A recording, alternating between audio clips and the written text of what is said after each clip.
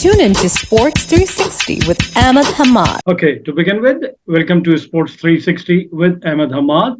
Or we are talking about the Ashes cricket tournament, the qualifying of the World Cup cricket tournament, the rivalry और ये सारी चीजें हैं हमें नजर आया during the Lord test match. इससे पहले फर्स्ट टेस्ट मैच में काशिफ से भी हमारी डिबेट होती रही थी कि बेसबॉल क्रिकेट और कन्वेंशनल क्रिकेट क्या बेहतर है, प्रॉपर क्रिकेट, टेस्ट क्रिकेट को किस तरह खेला जाना चाहिए, क्या इसको T20 का इम्पैक्ट इस पे आना चाहिए या टेस्ट क्रिकेट जिस तरह कहा जाता है कि टेस्ट है तमाम का, आपका स्किल्स का, आपके टेम्परामेंट का, आपकी टेक्निक का, उस हिसाब से खेलना जाना चाहिए. तो सबसे पहले तो ऑस्ट्रेलिया जीत गया सेकंड टेस्ट मैच.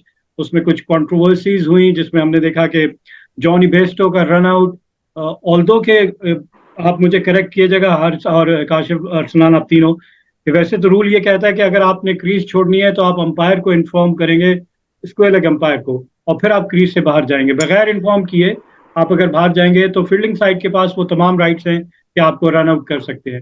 और वही हुआ जैसा कि एलेक्स कैरी ने जैसे ही मोमेंट देखा कि वो क्रीज से बाहर है और थ्रो किया और स्टंप को बॉल हिट किया, बेल डिसलॉज हुई और he was declared run out. लेकिन इन सारी बातों के बावजूद जब ऑस्ट्रेलिया के कैप्टन पैट कमिंस से पूछा गया कि, तो उन्होंने यही एक तो 2019 का भी वाकया उन्होंने बताया कि जब स्टीव स्मिथ को जॉनी बेस्टो ने इसी तरह रन आउट किया था. तो अब इंग्लैंड अगर इसको स्पोर्ट्समैन स्पिरिट की बात कर रहा है तो खुद ही इसकी इब्तिदा की और खुद ही अब उसके जब खुद उसका शिकार हुए तो अब उनको ये फील हो रहा है कि सीरीज भी एक एट स्टेक हो सकती है, क्योंकि अगर ऑस्ट्रेलिया ने एक और टेस्ट मैच जीत लिया तो 3-0 एशेज सीरीज विल गॉन. जी हारिस भाई.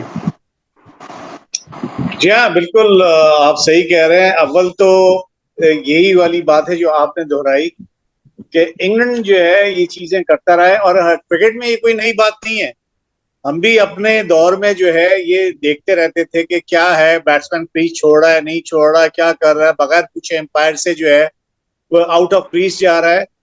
तो अगर आप लॉज ऑफ क्रिकेट को फॉलो करेंगे तो उसके मुताबिक तो without getting permission from the umpire और द बॉल गेटिंग डेड, यानी कि बॉल अगर डेड हो गई तब तो आप क्रीज से निकल सकते हैं, या एम्पायर ने ओवर कॉल कर दिया तब भी आप निकल सकते हैं, या एम्पायर ने डेड बॉल करार दे दी है जब भी आप क्रीज से बाहर निकल सकते हैं. वरना क्या होता है, आपने अमूमन देखा होगा कि बैटर जो है वो बॉलिंग साइड पे खड़ा हो या बैटिंग साइड पे, विदाउट एम्पायर परमिशन अपनी क्रीज से बाहर नहीं निकलता, और तो निकलता है तो परमिशन लेके निकलता है. अब बैरिस्टो की ये नाइविटी कह लें, मैं तो नहीं समझता इस प्रोफेशनल वर्ल्ड में और इतनी हाईएस्ट लेवल की क्रिकेट हो रही हो और आप जो है वो ओवर कॉल ना किया हुआ हो, बॉल डेड ना हुई हो, मोशन कंप्लीट ना हुआ हो, तो उसने मोशन यानी कि बॉल को एकदम हाथ पे लेके ठहराया नहीं, अपने बॉल में पॉज नहीं किया, उसने फौरन ही बॉल लेके और थ्रो कर दी विकेट की तरफ. और वो एक बात मैं और आपको बताते चलूं कि ये 2-3 दफा पहले ही हो चुका था कि बैरिस्टो जो है क्रीज से बाहर निकला था और वो बॉल फेंकी गई थी, वो उनको वार्निंग दी गई थी कि यार तुम इस तरह से बाहर नहीं निकलो. उन्होंने बात को समझ नहीं सके, तो एट लास्ट जो है, और क्रूशियल मोमेंट थे दोनों टीमों के लिए, तो उन्होंने चांस ले लिया. हाँ, अब ये डिबेट हो सकती है क्या ये बाय लॉ सही था. मैं कहता हूं बिल्कुल सही था. हाँ, क्या ये जो गेम है क्रिकेट, इट्स जेंटलमैन गेम, क्या ये जेंटलमैन हरकत थी? हाँ, ये मैं कह सकता हूँ नहीं थी, कि आप जो है बिल्कुल उसको वार्न कर सकते थे. लेकिन जब लॉ में मौजूद है इस किस्म का आउट और उन्होंने चांस लिया, तो मेरे ख्याल से इस पे ह्यू एंड क्राई करना मैं नहीं समझता कि इंग्लैंड हक बजाने पर.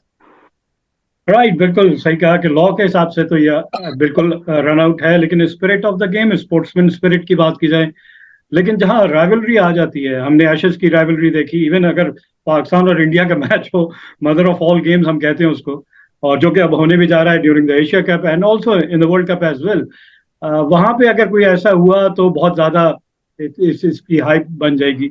काशिफ हमारे साथ पहले टेस्ट मैच में भी मौजूद थे. काशिफ इस्लामाबाद से क्रिकेट खेलते हैं और मेरे साथ को होस्ट होते हैं रेडियो पे और इवन कमेंट्री करते हैं on cricket as well. Kashif, आपको सबसे पहले खुश आमदेद कहेंगे और साथ ही साथ आपसे भी ये जानना चाहेंगे लेकिन मैं साथ साथ काशिफ मजीद को भी खुशामदीद कह दूं कि Kashif Majid is also a first class cricketer from Islamabad. Kashif, welcome to the show.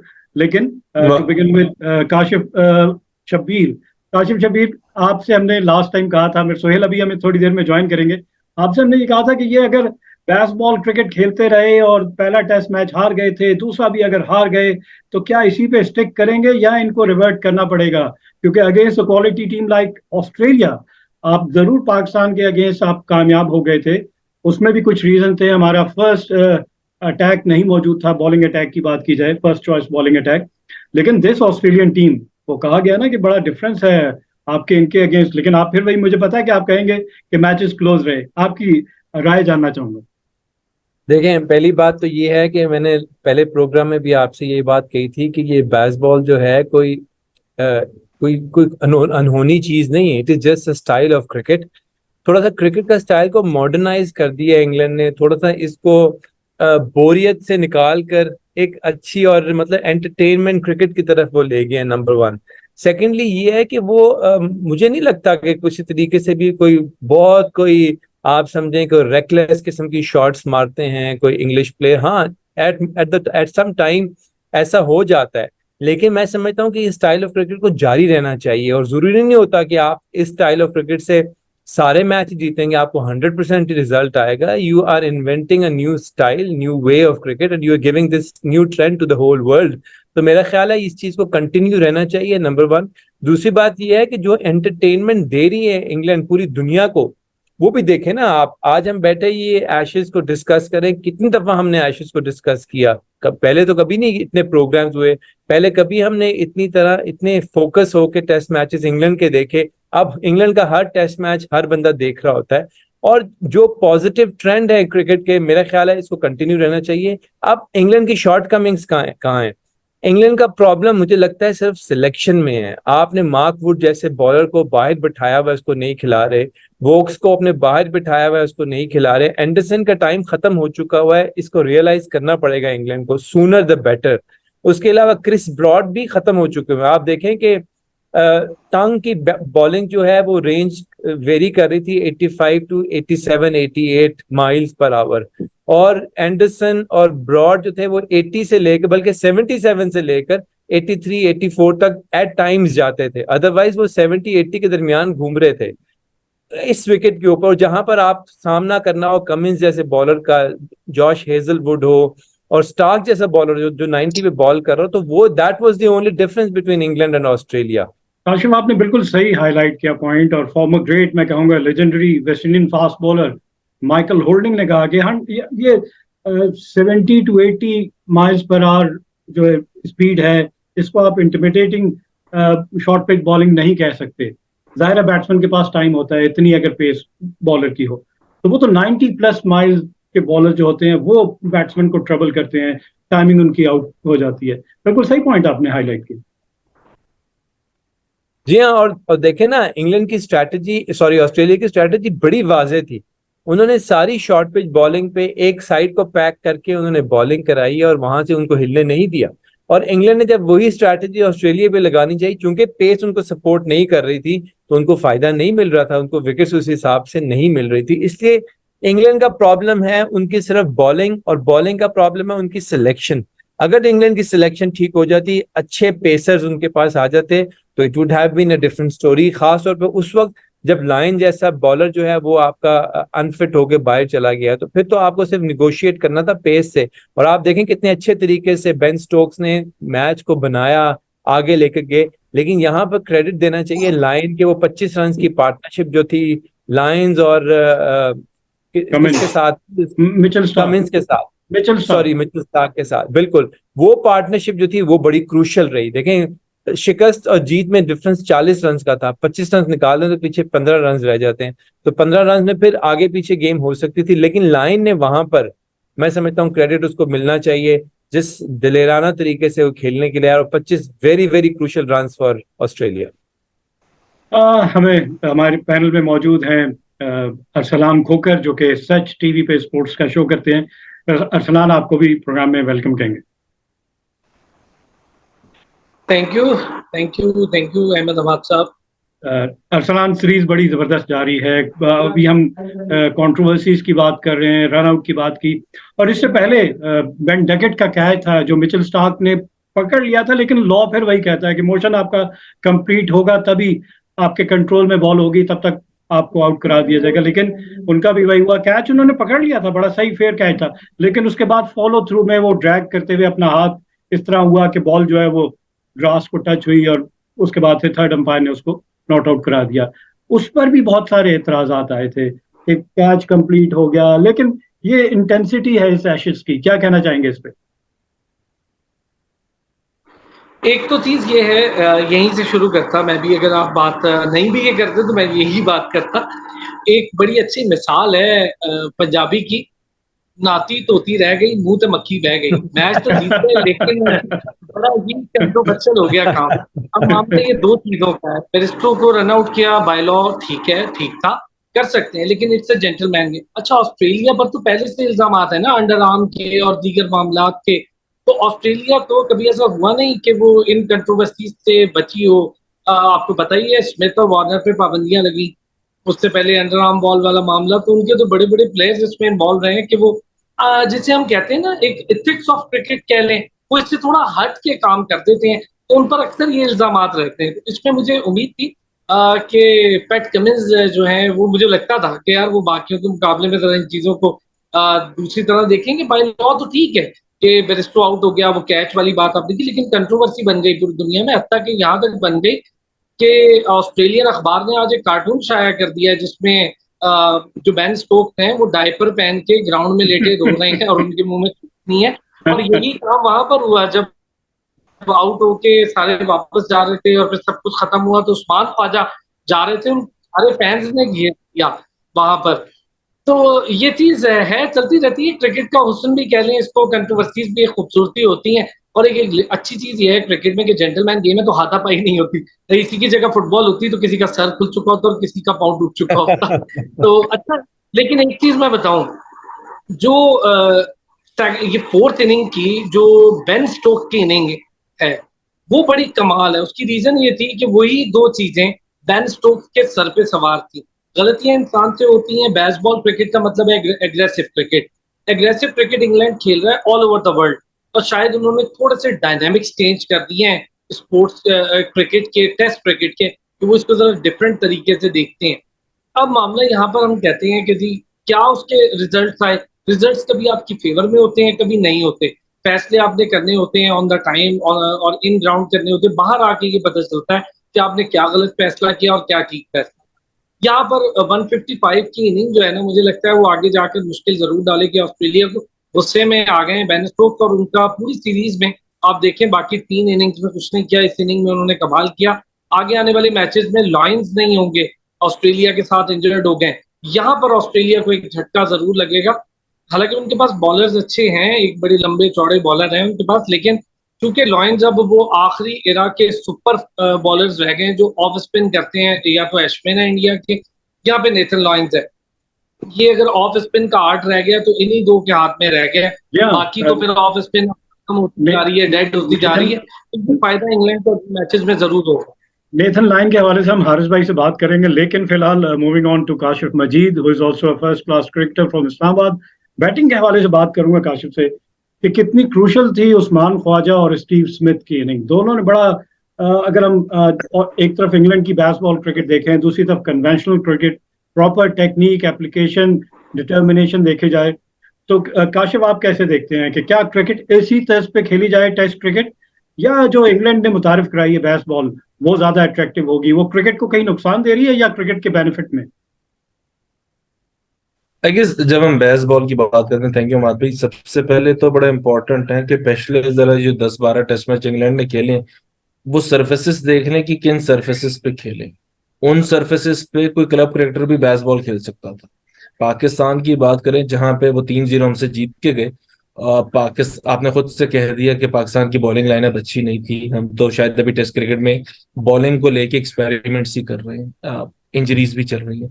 सो हमारे खिलाफ तो कोई भी आके बेसबॉल छोड़ के कोई सी भी बॉल खेल लेता, वो पॉसिबिलिटी थी। सो एक तो 3 टेस्ट मैचेस तो उसमें से ये निकाल दें।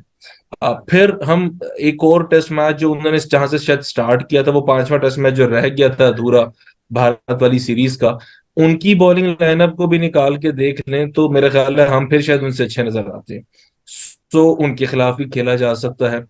फिर क्या किया, अब इंग्लैंड ने चूंकि देखा कि ये कामयाब हो रहा है, सो उन्होंने सोचा कि चलिए अपनी जो सरफेसेस है उनको भी डेड कर देते हैं, ड्राई कर देते हैं, घास उड़ा देते हैं, और इन पे अब बेसबॉल खेलने की कोशिश करते हैं।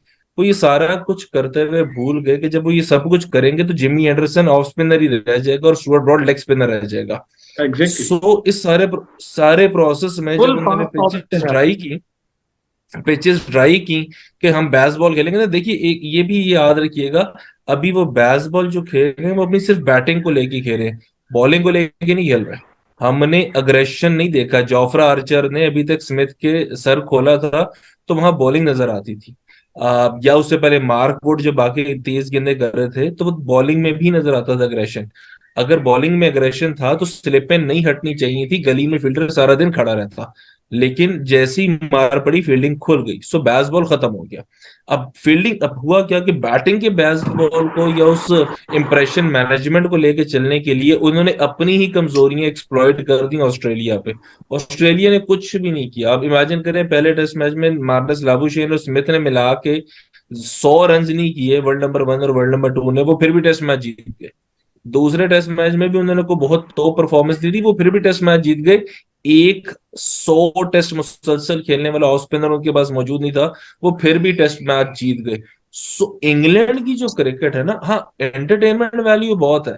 लॉर्ड्स में हु हा भी बहुत हुई क्राउड की तरफ से, इस तरह का लॉर्ड्स का एनवायरनमेंट नहीं होता। एमसीसी के 3 मेंबर्स ने जो है वो शायद गालम गलोच भी उस्मान ख्वाजा के साथ कर ली, इस तरह का भी माहौल नहीं होता। सो उन्होंने क्रिकेट में थोड़ा थोड़ा फुटबॉल वाला माहौल डालना शुरू कर दिया, बट दुनिया नताइज पे चल रही है। नतीजा क्या निकला? नतीजा ये है कि पहले 2 एशेज टेस्ट मैचेस के बाद इंग्लैंड को लाले पड़े हैं कि हेडिंग्ले में भी गए तो गए। सो दिस इज वेरी बड़ा इंपॉर्टेंट है कि आप या तो अपनी मार्केट वैल्यू बढ़ा लें या अपने रिजल्ट्स बढ़ा लें। सो कहीं ना कहीं उनको ड्राइंग बोर्ड पे बैठना है। अगर जिमी एंडरसन उनका बॉलर है, स्टुअर्ट ब्रॉड उनका बॉलर है, तो उनको विकेट पे घास चाहिए है। इस तरह के विकेट जो वो बना रहे हैं ऑस्ट्रेलिया बचपन से खेलता आ रहा है, कट पोल वो बचपन से मार रहे हैं। आप उनको शॉर्ट पिच करेंगे 70 की स्पीड से या 75 माइल्स पर स्पीड से, वो रिवर्स स्विंग में भी चौका मार सकते हैं आपको। So this is not what Australia have expected. ठीक है, ये तो ऑस्ट्रेलिया के हाथों में इंग्लैंड ने पहले 2 टेस्ट मैचेस के लिए। अरसलान भाई ने बात की थी बेन स्टोक्स की, देखिए बेन स्टोक्स का वो तो कहते हैं तुर्रा इम्तियाज है इस तरह की out of nowhere out of the blue एक इनिंग्स खेल देना। 2019 में वो ये काम तवातर के साथ कर रहे थे, अभी काफी अरसे बाद दोबारा से जलवागर हुए हैं। और अगर वो जीत जाते तो इंग्लैंड ना जीता, बेन स्टोक्स अकेले ही जीतते। सो कहीं ना कहीं एज अ टीम हमें एग्जिस्ट करती हुई नजर नहीं आती। और अब हम कह तो रहे हैं कि एशेज है, बात भी कर रहे हैं, बट ये उसी किस्म की एशेज हो रही है जिस तरह की हमारे यहाँ कराची टेस्ट में इंग्लैंड ने हमारे साथ किया था, वो बहुत ज्यादा फर्क है नहीं। बिल्कुल। फिर आकाश, जो जिस चीज को आपने हाईलाइट किया वो अप्रोच है कि इंग्लैंड ने नेगेटिव अप्रोच कि अपने फास्ट बॉलर्स को बैक नहीं किया। कंडीशन उनकी होम कंडीशन है, उसके बावजूद ऑस्ट्रेलिया के बॉलिंग अटैक से वो थोड़ा डर गए, और इसके बाद उन्होंने जो फील्ड प्लेसिंग, जो प्लान जो मैच में एग्जीक्यूट करना था, वहां वो बिल्कुल डी ट्रैक हो गए। सोहेल खान मौजूद हैं हमारे साथ, और सोहेल जैसे ही हमें ज्वाइन करेंगे, सोहेल से मैं जानना चाहूंगा स्टैट्स का।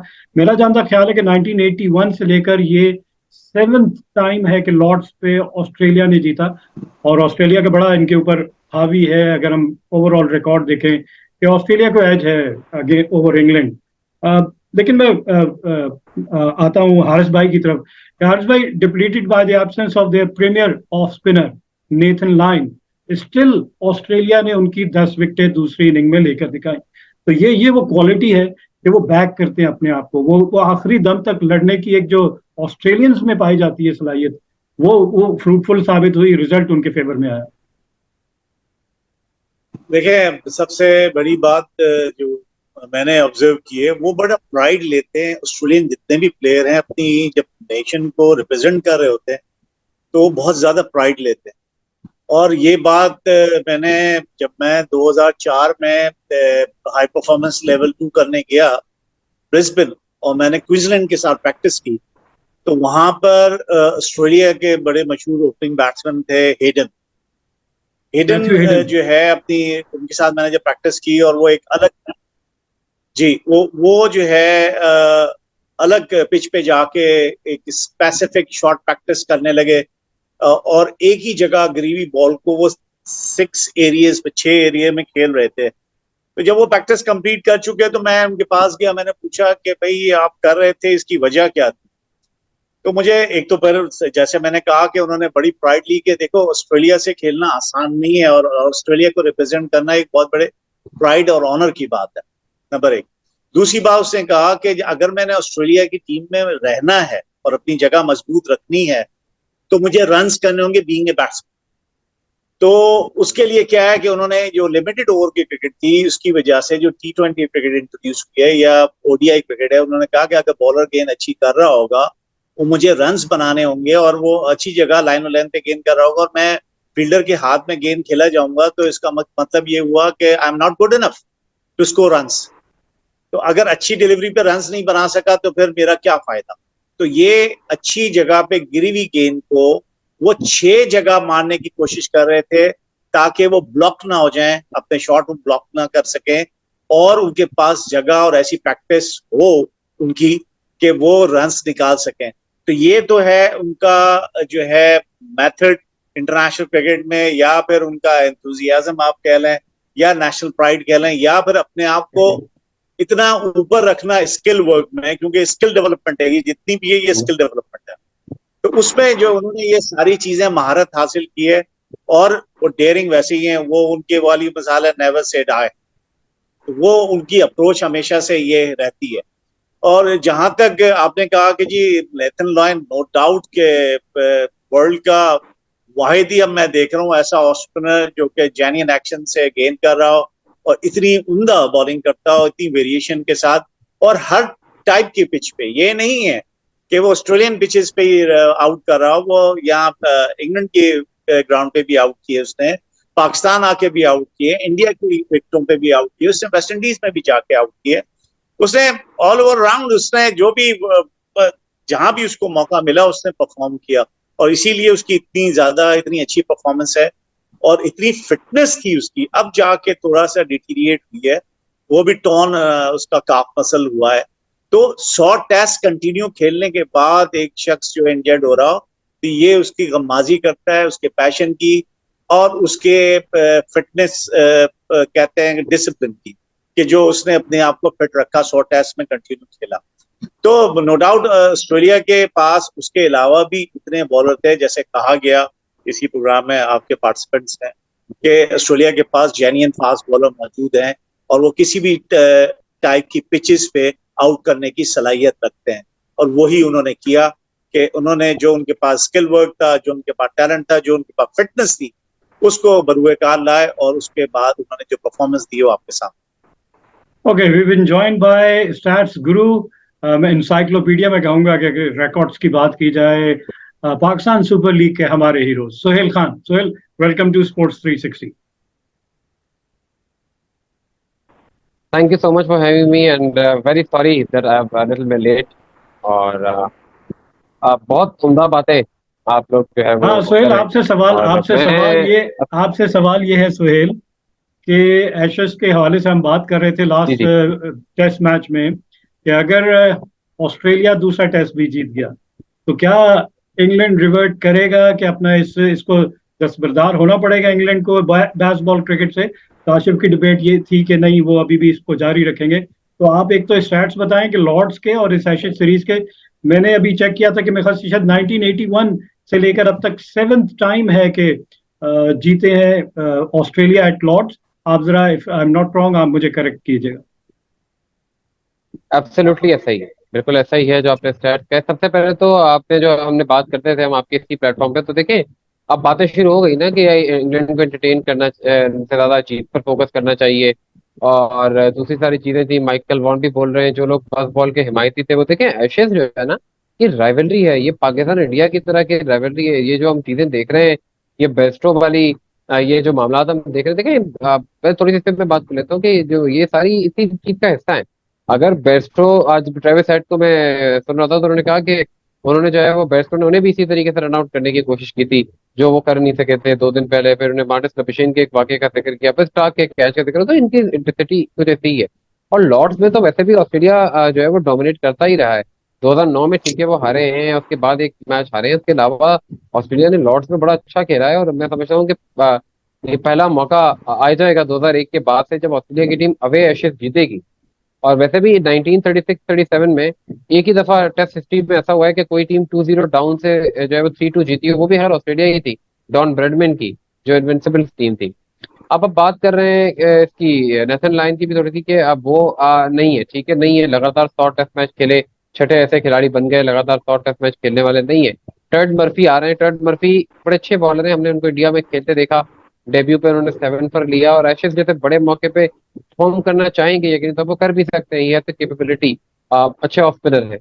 इंग्लैंड के गलतियों पे गलतियां हैं, मैं समझता हूँ कि हम कुछ भी कह लें, सिर्फ बस बॉल को तो छोड़ते हैं, उनसे हम बहुत सारी, एंडरसन ब्रॉड अब आप एक साथ नहीं खिला सकते, और काशिफ मजीद जो बात कर रहे थे बड़ी उम्दा बातें कर रहे थे, और ये हकीकत है कि इन विकेटों पे आप क्या, आपने क्या करना है भाई, आप जो है वो एक आपका जो ट्रेडिशन है, ये इंग्लैंड का ट्रेडिशन नहीं है, ये इंग्लैंड का खेलने का तरीकेकार भी नहीं है, और जो इनके तरीकेकार हैं लॉर्ड्स में जिस तरह के हमने हंगामे देखे, कभी हमने नहीं देखा कि इस तरह के मामला हुए कि एमसीसी जिसका मेंबर बनना कितनी बड़ी एजाज की बात है कि उसके मेंबर से क्या हरकतें की कि वो सस्पेंड हो गए। तो उन्हें कहीं ना कहीं वॉलीपॉप इंजर्ड हो गए, नंबर 3 पे खेलते थे, वो सीरीज से बाहर हो गए, अब आप डैन लॉरेंस को खिलाना पड़ेगा आपको, फिलहाल तो कोई एक्स्ट्रा बैटर आपके पास नहीं है खेलने के लिए। आपने जब मार्क वुड को नहीं खिलाया, ठीक है कोई इंजरी कंसर्न था, लेकिन आप उन्हें भी दूसरे टेस्ट में खिला सकते थे। आपने जो है मोइन अली को, आपने रेहान अहमद को चांस नहीं दिया, फिर आपने जो है वो शॉर्ट बॉल पे जितना डिस्टर्ब नजर आया बाउंसर्स के ऊपर, ऑस्ट्रेलिया ने बड़ी प्रॉपर क्रिकेट खेली है।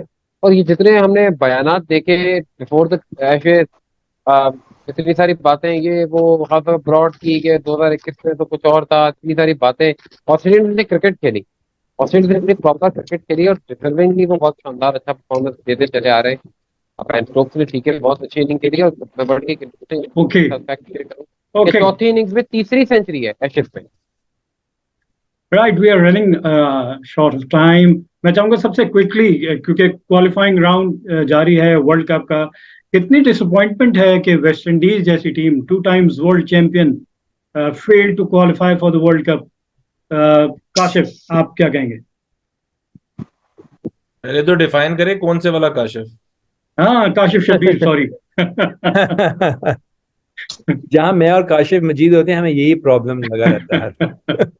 अच्छा देखें, जिस तरह के क्वालिफायर्स मैचेस चल रहे हैं, और जिस तरह आउट क्लास किया है पहले जिम्बाब्वे ने उसको, वेस्ट इंडीज को, और मेरा ख्याल है कि वेस्ट इंडीज की, आपको पता है, इंटरनल प्रॉब्लम भी बहुत ज्यादा है, उनकी टीम की मैनेजमेंट के इशू, टीम की वो आप में जो सिंक्रोनाइजेशन है, मेरा ख्याल है वो भी सही तरीके से नजर नहीं आ रही। तो वेस्ट इंडीज को ये मसले तो मसाइल तो बड़े अरसे से हैं, इनको अब कोई सोल्यूशन निकालना चाहिए। लेकिन जहां तक बाकी टीमों का ताल्लुक है, मैं समझता हूँ कि टीमों ने बहुत अच्छा मैचेस खेले, श्रीलंका बड़ा अच्छा परफॉर्म किया, जिम्बाब्वे ने बड़ा अच्छा परफॉर्म किया, इवन के नेपाल के चंद मैचेस जो हैं वो बहुत जबरदस्त थे, जिनका कोच जो है प्रभाकर उनका कोच है।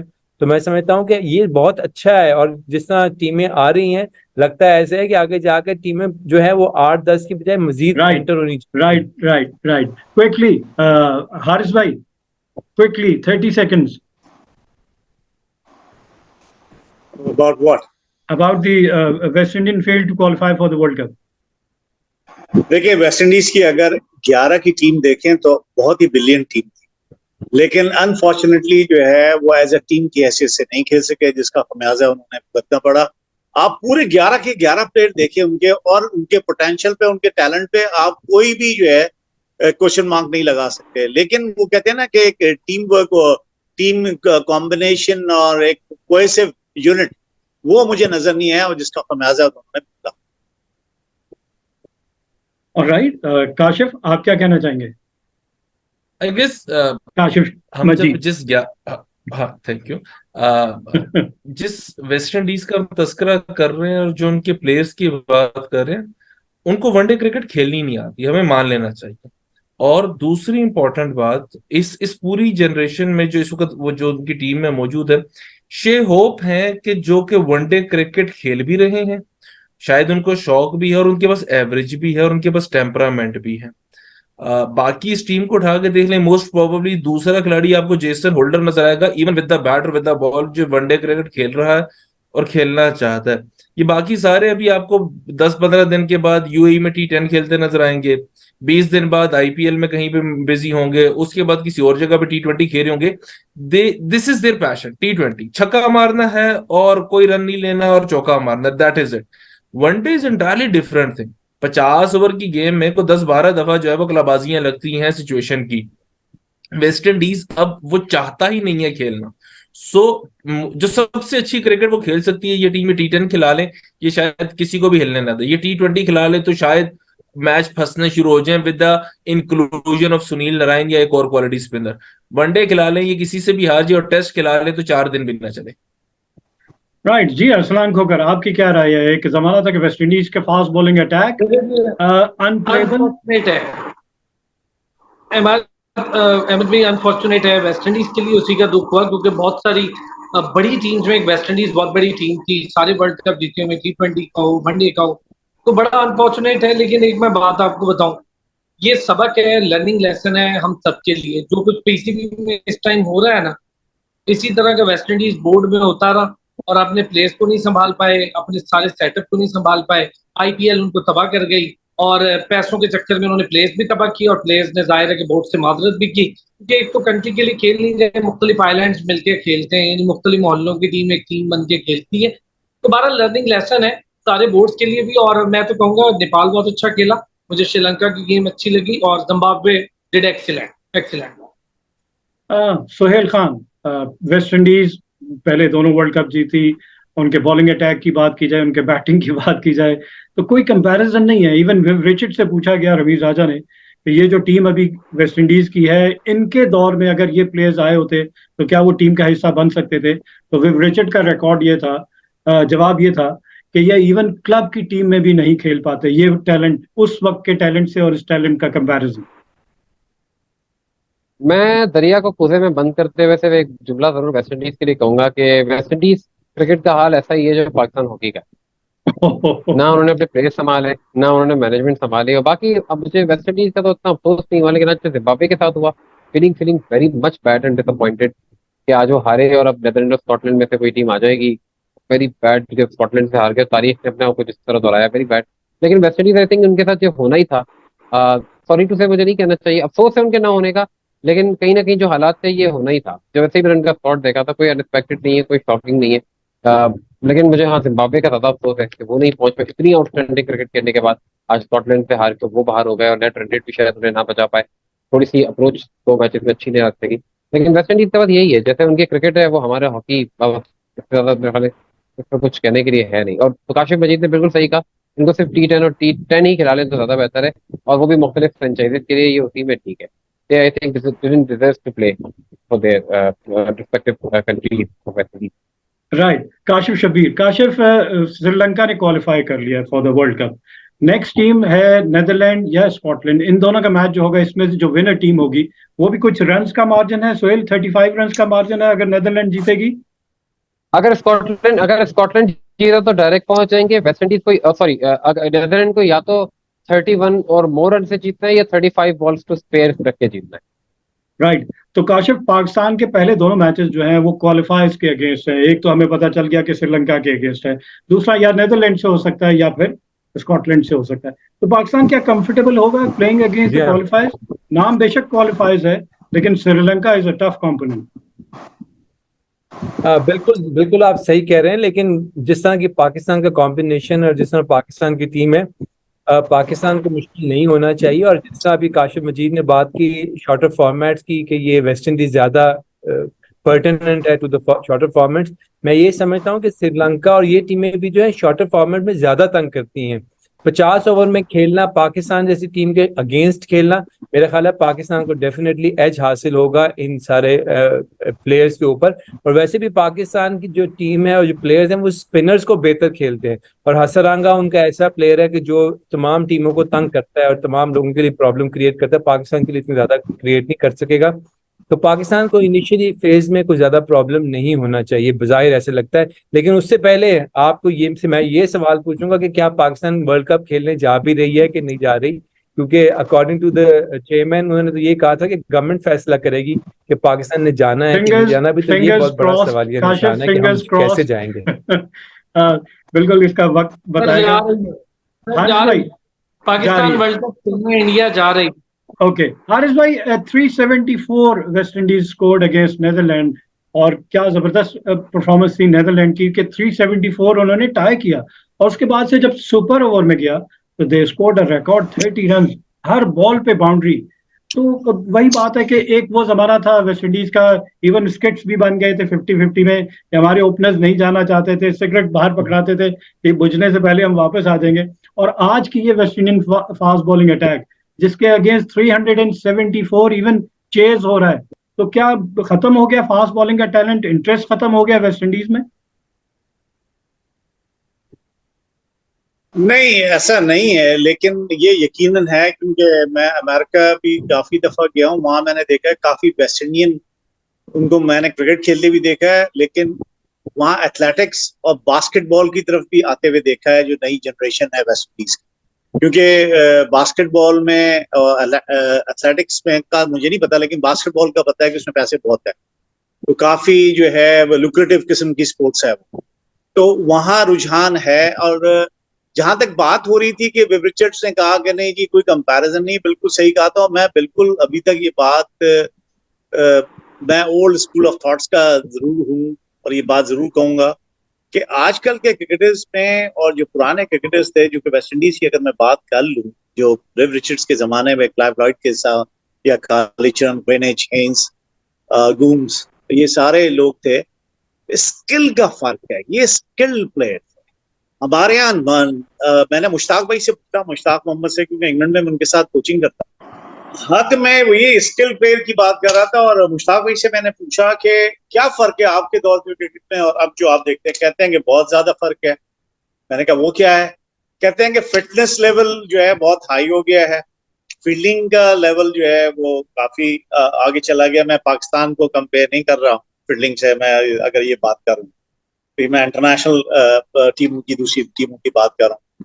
फिटनेस का लेवल जो है बहुत हाई चला गया, लेकिन जो उन्होंने ये बात की, वो विव रिचर्ड्स ने भी यही बात कही थी कि स्किल जो है वो उस वक्त के प्लेयरों में ज्यादा थी। जैसे अब मैं मिसाल दे देता हूँ कि हमारे पाकिस्तान में जिस तरह से स्किल प्लेयर हैं, जैसे इंजमाम था, आपका मोहम्मद यूसुफ था, या यूनुस खान था, ये सारे जो है ना बहुत स्किल्ड प्लेयर हैं। यूनुस मशहूर था कि उसका स्वीप जो है बहुत ही अच्छा था, और मोहम्मद यूसुफ के लिए कहते हैं कि जी बड़े एलिगेंटली जो है वो कवर ड्राइव मारते थे, और इंजमाम का तो ऐसा लगता था जैसे बहुत ज्यादा टाइम है। मैंने खुद इंजमाम के साथ खेला है, और स्पेशली में एक बात जो मैंने ऑब्जर्व की वो ये थी कि उसके बाद टाइम क्यों है, मैंने वसीम वकार को नेट पे उसको इंजमाम को बॉल करते हुए देखा, और यकीनन आप इस बात को शायद आपने भी नोट किया होगा कि अमूमन जो फास्ट बॉलर हैं जब नेट प्रैक्टिस करते हैं तो नो बॉल का इतना ख्याल नहीं करते,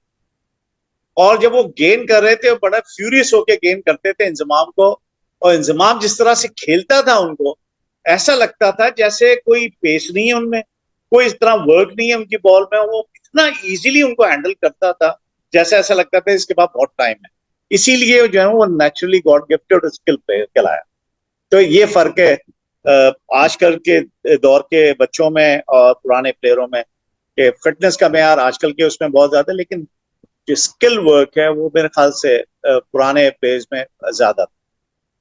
लेकिन काशिफ मजीद आपसे, लेकिन जो हम टैलेंट देखा करते थे फास्ट बॉलिंग की, अगर मैं बात करूं, मैं वो 374 का टोटल कह रहा हूं कि दूसरी टीमें सोच भी नहीं सकती थी। अगर Courtney Walsh, Curtly Ambrose, Malcolm Marshall, Andy Roberts, Colin Croft, Patrick Patterson, ये वो नाम है, इनके अगेंस्ट आप 374 और 174 करते हुए आप कहते हैं उस जमाने के क्रिकेट में बड़ा हॉस्टाइल फास्ट बॉलिंग अटैक।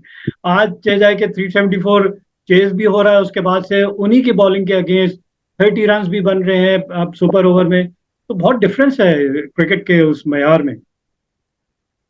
देखिए आई गेस आप जो बात कर रहे हैं, चले हम कंपैरिजन करते हैं कि कोर्टनी वॉश की, बिशप की, जिल गार्डनर, रॉबर्ट्स, इनकी पेस कितनी थी in terms of mileage? 90 miles per कर रहे होंगे। जो डिविएशन थी ऑफ द विकेट कितनी थी? चंद इंचेस में होगी, सेंटीमीटर्स में होगी। हवा कितना था, बेइंतहा था। अब क्या करते हैं, जब हम इन वेस्ट इंडियन फास्ट बॉलर्स का नाम लेते हैं ना, हम इम्पोर्टेंट चीज भूल जाते हैं कि उस वक्त बॉलिंग मशीन भी नहीं थी। सिर्फ फास्ट बॉलर्स इन्हीं के पास थे, और इतने लंबे दूश फास्ट बॉलर्स इन्हीं के पास थे। सपोज आज इरफान को जब हमें बारी करनी होती है ना, तो विराट कोहली कहता है कि यार मैं एक पिच पे एक बंदा रखता हूँ, उसके ऊपर कुर्सी, मतलब कुर्सी होती है, कुर्सी के ऊपर एक बंदा होता है, वो बॉल कराता है, फिर भी तसल्ली नहीं होती, तो वो सामने एक स्क्रीन लगी होती है जिसमें से इरफान मुझे वीडियो की मानद बॉलिंग करता हुआ नजर आ रहा होता है, और बॉलिंग मशीन उस साइड से बॉल कर रही है। सो इरफान तो काबू आ गया।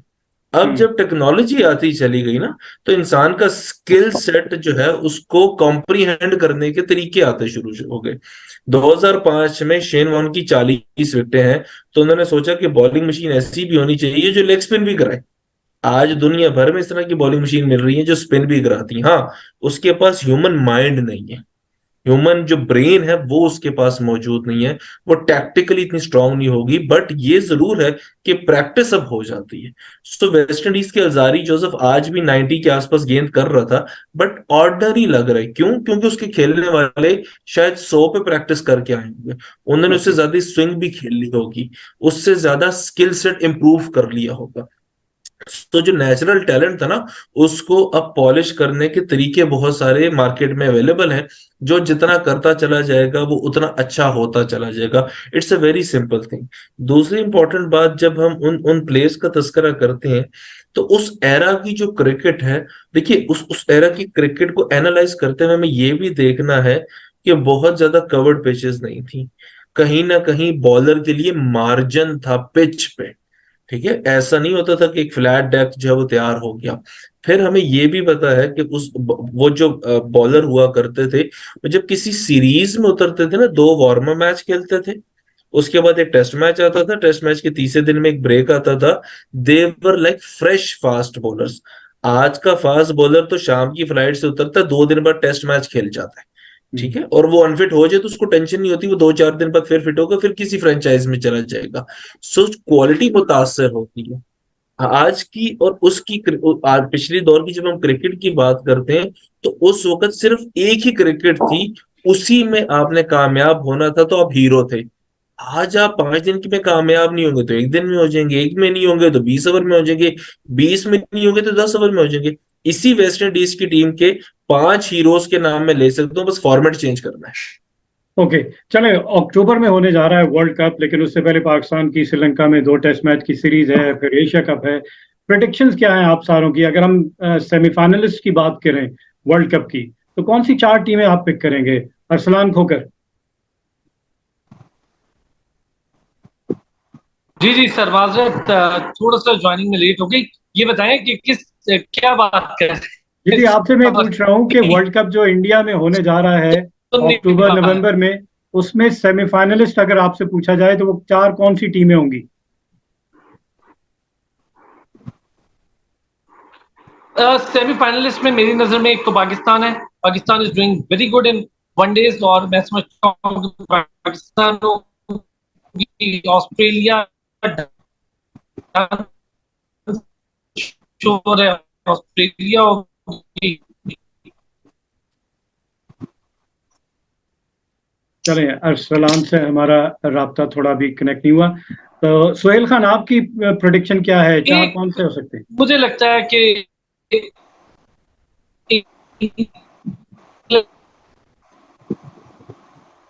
जी जी, मेरी आवाज आ रही है आप लोगों को? आप बताएं जी सोहेल, आप बताएं, हाँ, आपकी मेरे आवाज आ रही है। जी, सेमीफाइनल वर्ल्ड कप की बात हो रही है 2023 साउथ अफ्रीका, न्यूजीलैंड। ओके जी सोहेल, बताइए आप। जी जी जी, सेमीफाइनल देखें, ऑस्ट्रेलिया, इंग्लैंड, इंडिया, ये तो मतलब मुझे लगता है कंफर्म तो है नहीं, टू अर्ली टू से, बट मुझे लगता है मेरी राय के मुताबिक कंफर्म है। है। और चौथी टीम पाकिस्तान भी हो सकती है, न्यूजीलैंड भी हो सकती है, और साउथ अफ्रीका भी हो सकती है। ओके, चोकर्स को भी आपने इंक्लूड कर लिया एटलीस्ट सेमीफाइनल तक। हाँ, ओके, शायद there are glimpses. Okay Haris भाई, आपकी अगर 4 सेमीफाइनल्स, आप क्या समझते हैं कि कौन सी 4 टीमें इस वक्त पोटेंशियली क्वालिफाई कर पाएंगी? देखिए, जो इंडिया का वेदर है, जो सॉइल का जो बिहेवियर है, वहाँ पिचेस का जो बिहेवियर है, और जो टीम का कॉम्बिनेशन, उसके हिसाब से जो मुझे नजर आ रहा है, वो जो सोहेल जो बात कर रहा है, 3 टीमें तो इंडिया, इंग्लैंड, ऑस्ट्रेलिया, और चौथी टीम पाकिस्तान। पाकिस्तान मुझे अच्छी टीम लग रही है, उसका जो है कंप्लीट टीम लग रही है मुझे, स्पिन में और फास्ट बॉलिंग में और बैटिंग की जो है कंप्लीट लग रही है। तो ये 4 टीमें जो है मेरी बैलेंस टीम लग रही है आपको? जी। वैसे 1987 के वर्ल्ड कप में भी यही ऑस्ट्रेलिया, इंग्लैंड, इंडिया और पाकिस्तान सेमीफाइनल में आए थे। बिल्कुल ऐसा ही है जी। Kashif Wajid, 4 teams semifinalist. देखिए, एक तो थोड़ा सा कमेंट कर दूं। जी बिल्कुल। 4 टीम बताने से पहले थोड़ा कमेंट कर दूं। जो 10 ओवर 11वें ओवर से स्टार्ट करेगा और 40वें ओवर तक अच्छी क्रिकेट खेल लेगा, वो सेमीफाइनलिस्ट है। अब अब मैं अगर टीमों के कॉम्बिनेशन की बात करूं, तो थोड़ा सा मुझे ना, हम शायद श्रीलंका को बहुत लाइट ले गए। मैं इनका आखिरी मैच देख रहा था, सिर्फ एक फास्ट बॉलर था, दूसरा दासुन शनाका था जो कि मीडियम फास्ट बॉलर, उसके बाद 3 मिस्ट्री स्पिनर्स हैं। कतन आसान नहीं है। चेन्नई में इनका मैच जिससे भी आ गया, मैंने भी शेड्यूल नहीं उसको मुझे याद, लेकिन चेन्नई में जिससे मैच आ गया, कोलकाता में जिससे मैच आ गया, दिल्ली में जिससे मैच आ गया, ये आसान नहीं है। और फिर मजे की बात है, ये स्पिनर खुद अच्छा खेल भी लेते हैं। इंग्लैंड, पहले तो मैं ये देखना है, Adil Rashid, Moeen Ali. Adil Rashid is a good spinner, Moeen Ali is a बस स्पिनर। तो क्या वो अपनी पेस बैटरी के साथ सेमीफाइनल खेलेंगे? एक सवाल। Australia, Adam Zampa is a good spinner, Ashton Agar is a spinner, Swepson या टॉड मर्फी होंगे। पूरी पूरी टीम सी मुझे नजर आती है। I guess India, Kuldeep, Chahal, पता नहीं कौन कौन से हैं उनके पास, तो वो तो सारे स्पिनर भी खिला ले तो शायद ठीक है। So India is the first, the number 1। Pakistan, I still hopping कि हमारा मिडिल ऑर्डर स्पिनर खेलना शुरू कर दे अच्छा। आई स्टिल होप कि इफ्तिखार मौजूद हो तो उनको लेग स्पिनर अच्छा खेलना आ जाए। आई स्टिल होपिंग कि बाबर जो है वो लेफ्ट आर्म स्पिनर और राइट आर्म लेग स्पिनर की गूगली अच्छी पिक करें। बट स्टिल मैं जो दूसरी टीम होगी मेरी पाकिस्तान, तीसरी most probably Australia, because they have won the T20 in the Dubai और यूएई की कंडीशंस में, सो दे नो। और चौथी शायद श्रीलंका। Right. बहुत बहुत शुक्रिया आप सबका for being on the show. And on this note, we come to the end of our show. Till the next program, it's goodbye from Sports 360. Keep on watching Sports 360 with Ahmed Hamad for latest news, views, and interviews of sports personalities from around the world.